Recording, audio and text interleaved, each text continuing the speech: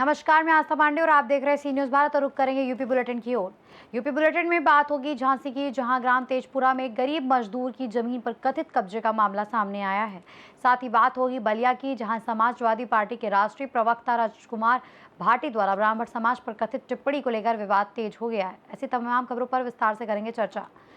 खबर झांसी से है, जहां ग्राम तेजपुरा में गरीब मजदूर की जमीन पर कथित कब्जे का मामला सामने आया है। पीड़ित सत्येंद्र कुमार ने आरोप लगाया है कि गांव के कुछ दबंगों ने उनकी जमीन के पास जबरन गुमटी रख दी है और हटाने की मांग करने पर मारपीट की धमकी दी जा रही है। पीड़ित का कहना है कि जमीन उसके नाम दर्ज होने के बावजूद वह मकान का निर्माण कार्य कराना चाहता था, लेकिन गुमटी हटाने से इंकार किए जाने के कारण निर्माण कार्य रुका हुआ है।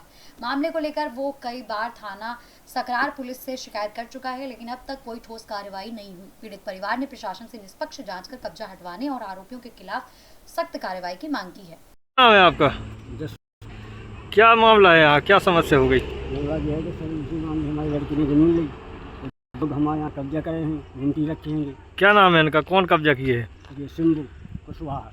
सिंबू कुशवाहा कहाँ के हैं? यहाँ के तेजपुरा के घाट के। तो ये जमीन आपकी है जी? यहाँ से हमारी है सर। कहाँ तक है आपकी जमीन? हमारे यहाँ से सर, यहाँ से यहाँ तक एकदम 35 किलो है, 31 बाई 37 किलो सर। तो आप क्या बना रहे हैं, मकान बना रहे थे? मकान बना रहे हैं सर। तो क्या बोल रहे हैं जी हटाने के लिए? हटाने मना कर रहे, हम नहीं हटाएंगे। हाँ, हमारी है, ये कब्जा कर रहे हैं सर। अच्छा, कब्जा किया है।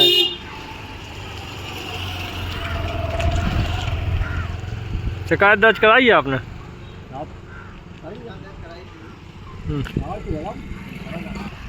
शिकायत दर्ज कराई थी आप लोगों ने? कहाँ से, क्या नाम है, कहाँ के रहने वाले हो? मैं तेजपुरा घुराड़ धनाई का रहने वाला हूँ। क्या नाम है आपका? मेरा नाम सत्येंद्र कुमार सनम जसूर। क्या मामला हो गया, क्या शिकायत की थी आपने? मैंने शिकायत ये की थी प्रशासन से कि जो मैंने ज़मीन खरीदी है उसके अस्थायी रूप से डब्बे रखे हुए हैं, 2 डब्बे, उनके हटवाने की मैंने मांग की थी, लेकिन वो प्रशासन के द्वारा अभी कोई कार्रवाई नहीं हुई। कहाँ रखे हैं डब्बे? ये रखे हैं तेजपुरा में। नहीं तो आपकी व्यक्तिगत जमीन है? हाँ, मेरी व्यक्तिगत ज़मीन है, मैंने ज़मीन खरीदी है। ये डब्बे रखे हुए हैं राजा राम। कब से रखे हैं ये डब्बे इनके यहाँ? ये डब्बे रखे हैं 5-6 महीने से। जब मैंने ज़मीन खरीदी थी उन्होंने बोला गया था कि चलो आप जब बनाओगे अपना घर तो मैं उठा लूँगा। अब मैं अपने घर बनाने के लिए तैयार हूँ तो ये उठाने को तैयार नहीं। आप क्या कहते हैं जी? ये कहते हैं कि जहाँ तुम्हारी नहीं है, हम तो तुम्हारी तो अलग ज़मीन है, ये तो मेरी ज़मीन है, मैं तो इन पर डब्बा रखा हुआ हूँ। झांसी से सी न्यूज संवाददाता धीरेन्द्र की रिपोर्ट।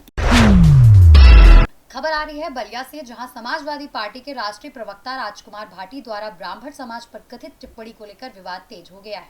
इसी मुद्दे पर भारतीय जनता पार्टी कार्यकर्ताओं के साथ पूर्व मंत्री व पूर्व विधायक आनंद स्वरूप शुक्ल ने बलिया में 1 दिवसीय उपवास पर बैठे, जहां उन्होंने सपा पर तीखा हमला बोलते हुए इसे नमाजवादी पार्टी तक कह दिया। हालांकि विवाद बढ़ने पर राजकुमार भाटी ने सोशल मीडिया पर माफी मांग ली, लेकिन ब्राह्मण समाज और भाजपा कार्यकर्ताओं का विरोध अब भी जारी है और पूरे मामले को लेकर सियासी माहौल गर्म बना हुआ है। समाजवादी पार्टी के राष्ट्रीय प्रवक्ता राजकुमार भाटी के द्वारा अपने राष्ट्रीय अध्यक्ष के निर्देश पर जिस प्रकार से निरंतर हमारे सनातन धर्म के मान्य धर्म ग्रंथों, हमारे साधु संत महात्माओं और विशेष तौर से हिंदू जातियों और अभी अभी ब्राह्मण वर्ग के विरुद्ध में जिस अशोभनीय टिप्पणी की गई है, हम उसकी घोर निंदा करते हैं, भर्त्सना करते हैं और कड़ा प्रतिरोध करते हैं।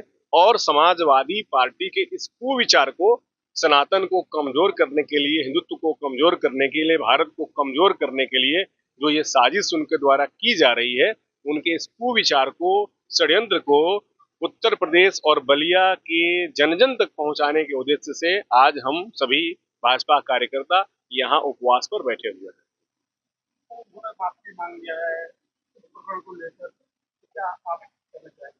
उनका माफी मांगना भी हमें एक तंज जैसा ही दिखाई दे रहा है, क्योंकि माफी मांगने के साथ साथ उन्होंने अभी कह दिया कि हम देखते हैं कि एक आदमी सुबह कंधे में अपना पंचांग दबा के निकलता है और दिन भर लोगों को भ्रमित करता है और शाम तक बहुत सारे पैसे कमा करके आता है। इसी समाजवादी पार्टी के प्रवक्ता द्वारा अपने राष्ट्रीय अध्यक्ष के निर्देश पर कुछ दिन पहले एक बड़े मंच से कहा गया कि हिंदुओं के देवता राम में हमें अवगुण ही दिखाई देते हैं, जबकि हमें मोहम्मद साहब में बहुत सारे गुण ही दिखाई देते हैं। तो समाजवादी पार्टी के अनेक नेताओं को हम लोग देखते हैं जो रामचरितमानस जनाले की बात करते हैं, रामचरितमानस की प्रतियों को फाड़ने का काम करते हैं। अभी कुछ दिन पहले उनके एक नेता के द्वारा सीतापुर में हमारे देवी देवताओं के विरुद्ध में अत्यंत ही अशोभनीय निंदनीय टिप्पणियां की गई। तो समाजवादी पार्टी एक योजना के तहत सनातन को और हिंदुत्व को कमजोर करने की कोशिश कर रही है, क्योंकि अभी जो पश्चिम बंगाल में और असम में भारतीय जनता पार्टी की भयंकर विजय हुई है, उससे भी यह लोग हताश और निराश हैं। उसी हताशा निराशा में इस प्रकार के वक्तव्य दे रहे हैं।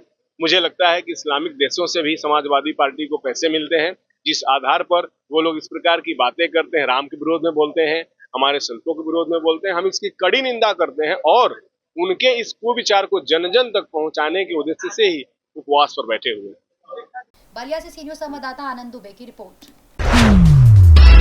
खबर फतेहपुर से है, जहां ललौली क्षेत्र के कुनुआ का डेरा के पास रविवार को यमुना नदी में नहाने गए 6 दोस्तों के साथ दर्दनाक हादसा हो गया।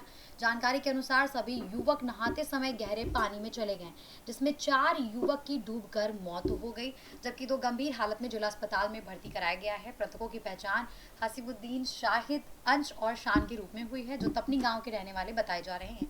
सूचना मिलने पर ललौली थाना पुलिस मौके पर पहुंची और चारों शवों को कब्जे में लेकर पोस्टमार्टम के लिए भेज दिया। प्रशासन ने लोगों से नदियों को खतरनाक और गहरे घाटों पर न जाने की अपील की है।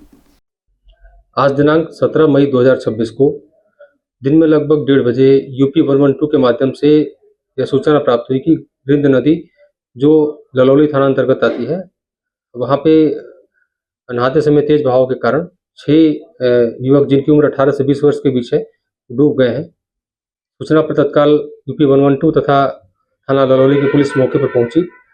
तत्काल ही कार्रवाई करते हुए उसमें स्थानीय गोताखोरों की मदद से बचाव कार्य किया गया। सभी 6 जो युवक डूबे थे उनको बाहर निकाला गया, जिसमें 2 युवकों को बचा लिया गया है, उनकी हालत स्थिर है, तथा 4 को वहां से सीएचसी बिंदकी ले जाया गया, जहां चिकित्सक द्वारा उन्हें मृत घोषित कर दिया गया। जो मृतक हैं उनके परिवारजन को मुआवजे संबंधी प्रावधानों के संबंध में अवगत कराया गया है तथा घटना की सूचना उप जिलाधिकारी बिंदकी को दी गई है, जिनके द्वारा इसके संबंध में अग्रिम कार्रवाई की जा रही है।